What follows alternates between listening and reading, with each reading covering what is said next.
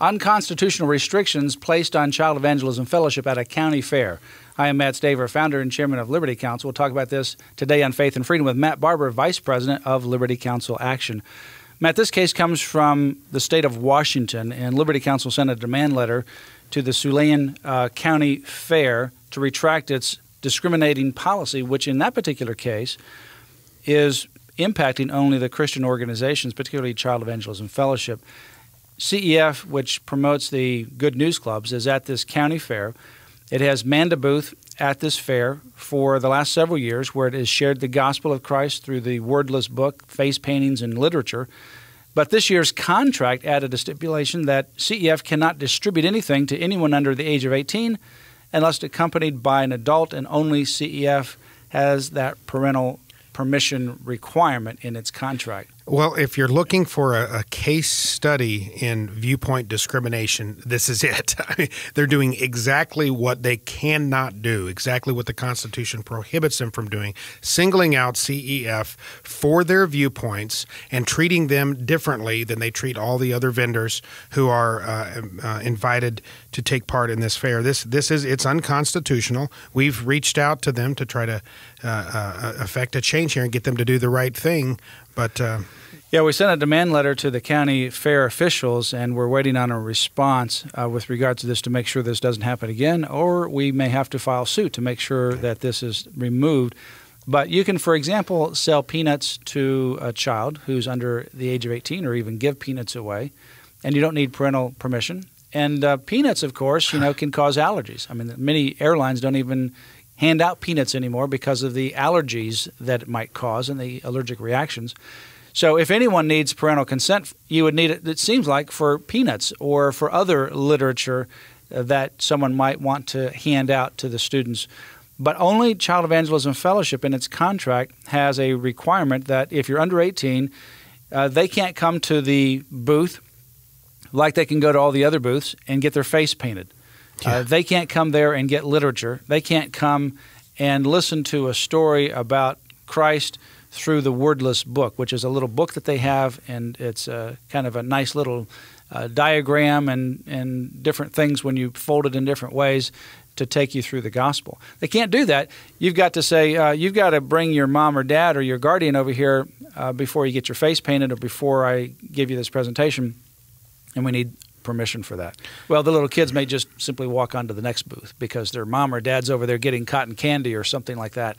It's clearly a restriction that is targeted against only the Christian organization. Well, and it's clearly a restriction that is put in place to create an encumbrance and I think discourage Child Evangelism Fellowship from taking part perhaps in future events. And that's it's really a shame. What is it about CEF that these schools and various government entities seem to have such hostility toward this great organization? They're teaching these horrible things to children, like treating other people as you would like to be treated, about kindness and charity and generosity. These horrible things that we can't have kids hearing, I guess, in public schools or even at a fair like this. It just boggles the mind. It does. Well, it's this anti-Christian bigotry that's taking place, and there was recently Liberty Legal Institute out of Texas, which is not affiliated with Liberty Counsel, but that organization and Family Research Council recently distributed a fairly extensive report on religious discrimination. And, we get these calls all the time. Is there evidence of religious discrimination? And certainly this is one. But this report goes through quite extensively. All the different documented information that they put in there is quite extensive with regards to not just religious discrimination, but discrimination based upon Christian viewpoints. It's fantastic. People can find it at religiousHostility.org, religiousHostility.org. Family Research Council, our friend Kelly Shackelford, as you mentioned, with the Liberty Institute, put it together. You go to that website, there's an easy download of a PDF. They have over 600 instances that we're talking about. And keep in mind, this isn't comprehensive. This is just some of them that we know about, 600 plus of these gross violations, constitutional violations, instances of religious discrimination. They continue to mount, and they seem to be mounting at a much faster rate than we've seen in recent years. Well, we recently won a case regarding Child Evangelism Fellowship at the Court of Appeals 3-0, where the Minnesota public school system were treating Child Evangelism Fellowship completely different than it was treating the Boy Scouts. And the difference that they stated was, even though they both addressed the same subject matters of loyalty and good citizenship and character and morals, CEF, Good News Clubs, address it from obviously a Christian perspective. They use the Bible. They have Bible songs, and they have scripture readings and so forth. And they said specifically it was because of that, because you're a Christian, that we have to treat you differently. And ultimately, we won this case 3-0 at the Court of Appeals. And so now this year, the Minnesota schools will ultimately open its doors to Child Evangelism Fellowship. Most of these cases that we have with CEF are resolved through a letter. Hopefully this one will be in Washington. But also, if we have to go file suit, thus far, since we've been representing CEF across the country, we have not ultimately lost a single suit. One that case has finally gone through the appellate process. You know, Matt, this mounting hostility toward religions, more specifically Christianity, I think underscores just how effective propaganda can be. How many times have you heard people say the separation of church and state? Oh, no, that violates the separation of church and state, as if somehow anything touching in any way anything religious with any kind of government or even public forum is a violation of church and state. It is so far removed from the original intent of our founding fathers. The First Amendment to the United States Constitution, the Establishment Clause, and the Free Exercise Clause. It was created to do two things. To the Establishment Clause to prevent an official federal government religion, a religion of the United States like the Anglican Church had in Great Britain, and second, to guarantee exactly the kind of religious freedom that we see being trampled at Child Evangelism Fellowship. That's it, to prevent a federal religion, a federal Christian church, a specific sect, and to guarantee the free exercise of religion. Unfortunately, we see it being abused where they are treating the First Amendment exactly in the opposite way it was intended. Well, we have the Patriots Handbook on Religious Freedom in Public Schools, and we have sent that handbook to nearly 100,000 public school principals in the country, 99,700 public school principals to be exact, from kindergarten all the way through high school.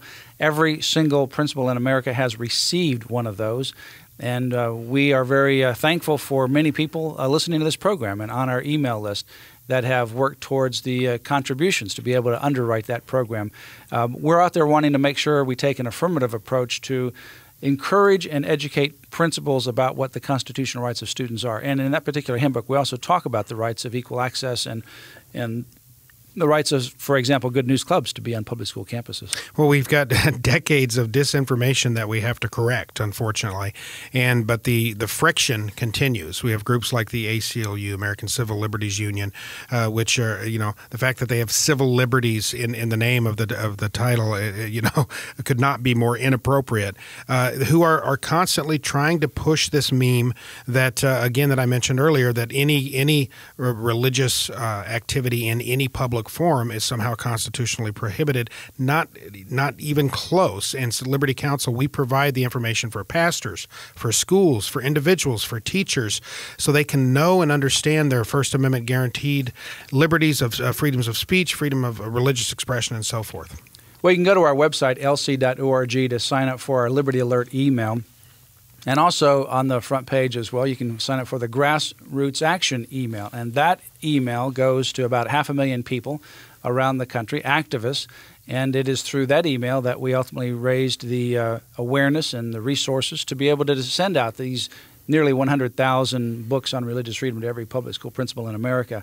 You can also go to the website and order resources as well, including the Patriots Handbook on Religious Freedom in Public School. Make sure, although every principal got one, not every school teacher got one. So you can order books, and you can order bulk of those and pass those out to the people in your community, the educators in your local public schools. Whether you have children in public school or not, we need to educate them. You can also order the Silence is Not an Option packet as well, and that is designed to encourage and educate pastors on what they can do with regards to political action this year and going forward. Go to Liberty Counsel's website for more information. Continue to pray for the ministry of Liberty Counsel and support us financially. Become a partner and extend your reach to every one of these issues around the country.